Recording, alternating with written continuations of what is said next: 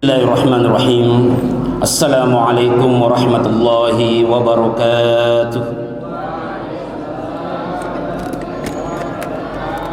Alhamdulillahi rabbil alamin.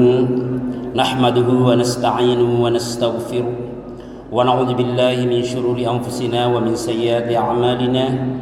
May yahdihillahu fala mudilla lahu wa may yudlilhu falan tajida lahu waliyyan mursyida. Asyhadu an la ilaha illallah wahdahu la syarika lah wa asyhadu anna Muhammadan abduhu wa rasuluhu la nabiyya ba'dah.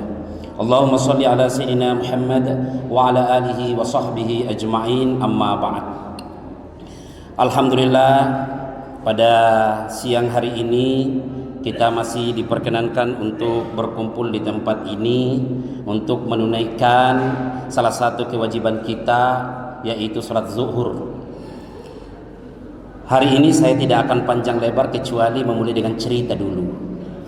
Cerita ini sebenarnya cerita yang sangat populer, yang sering kita dengarkan. Suatu ketika ada seorang murid yang lagi gelisah. Ada seorang murid yang lagi hendak karuan pikirannya. Kenapa? Karena banyak cita-cita yang dia inginkan tapi belum terrealisasi. Akhirnya dia bertanya, pergi kepada gurunya untuk bertanya, "Wahai guru, berilah saya petunjuk bagaimana saya bisa menyelesaikan masalah yang sedang saya hadapi." Kemudian gurunya bertanya, "Apa kira-kira masalahnya?" Kemudian murid ini bertanya bahwa saya memiliki banyak rencana, termasuk mencari siapa jodoh yang terbaik untuk saya. Pada saat itu gurunya tidak menjawab dengan sepatah kata pun kecuali mengarahkan murid ini bahwa, "Wahai muridku, di sana ada taman bunga, silahkan ke sana. Kemudian persyaratan ketika Anda sampai di sana, pilih satu bunga yang menurut anakku itu yang terbaik.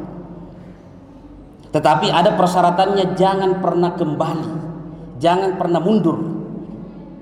Maju terus sampai Anda menemukan, memetik bunga yang terbaik menurut Anda."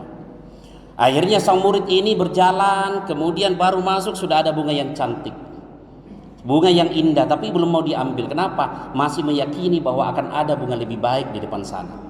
Masuk lagi ke depan, sampai ke depan, akhirnya di pertengahan itu sudah sangat ragu apakah akan mengambil segera bunga itu atau tidak. Tetapi ternyata masih yakin di sana masih ada bunga yang lebih baik. Dan akhirnya sampai menjelang penghujung mau mengambil kesimpulan, dan ternyata membayangkan bunga yang ada di depannya itu tidak ada yang mengalahkan bunga-bunga yang ada di belakang. Akhirnya murid ini bingung, apakah dia kembali dan itu tidak dibolehkan oleh gurunya. Tetapi di sisi lain kalau dia melanjutkan, sudah tidak ada bunga yang lebih cantik dengan bunga yang pernah dia lihat sebelumnya. Akhirnya sang murid ini kembali tanpa membawa satu bunga pun. Akhirnya dia menghadap ke gurunya, menceritakan kisahnya, dan akhirnya gurunya menyatakan bahwa itulah sesungguhnya makna kehidupan. Tidak ada yang sempurna dari kehidupan ini. Kalau kita menunggu kesempurnaan, mungkin tidak ada yang bisa kita lakukan kecuali hanya berangan-angan saja.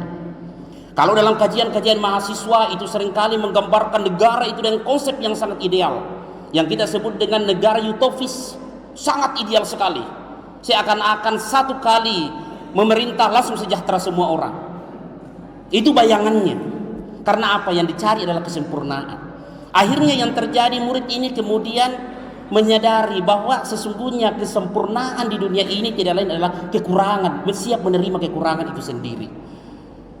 Apa hikmah dari kisah ini? Kalau saya lihat, sebenarnya yang pertama, adik-adik sekalian atau dosen-dosen sekalian khususnya yang masih muda-muda, mari kita memanfaatkan momentum. Jangan pernah menolak momentum yang hadir di kita. Kalau ada yang dipercaya menjadi kaprodi, jangan pernah menolak, karena itu momentum yang sangat mahal. Kalau ada yang dipercaya menjadi dekan, jangan pernah menolak, karena itu momentum yang sangat mahal. Kalau ada yang ditawari jadi wakil rektor 3 misalnya, jangan pernah menolak, karena itu momentum yang sangat mahal. Apalagi kalau mencalonkan sebagai rektor, karena ada momentum, maka jangan pernah menolak dan jangan pernah mundur. Jangan pernah mundur, karena mundur itu melambangkan bahwa kita tidak siap menghadapi persoalan. Ini penting sekali. Ini momentum, mari kita manfaatkan momentum sebaik-baiknya. Orang yang tidak mampu mencari momentum sebaik-baiknya, maka dia akan ditinggalkan dan dia akan diperas oleh waktu dan menyesal di kemudian hari.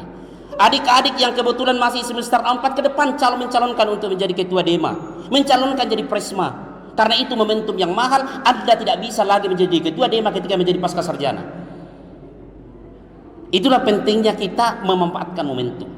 Yang kedua, kalau ada sesuatu yang tidak kita bisa raih seluruhnya, bukan berarti meninggalkan seluruhnya. Ma la yadruku kullu la yutraku kullu. Ini kaidah andalan saya salah satunya. Sesuatu yang tidak bisa dilakukan secara sempurna bukan berarti bahwa ditinggalkan. Adik-adik sekalian, kalau tidak bisa dikerjakan tugas secara mandiri, bukan berarti bahwa tidak menggunakan bantuan ChatGPT. Boleh menggunakan ChatGPT dengan catatan.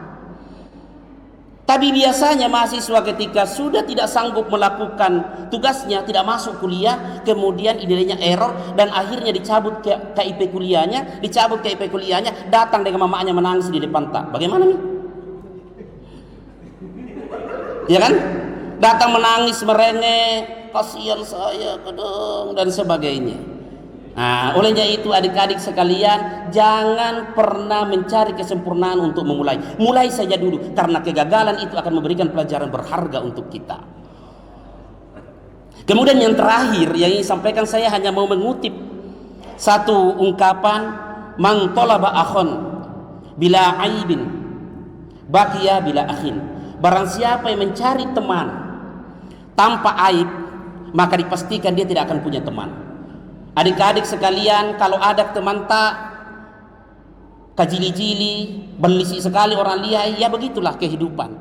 Tidak bisa kita mencari teman yang sempurna, yang mau mencucikan baju, yang mau mentraktir, mau, tidak mungkin.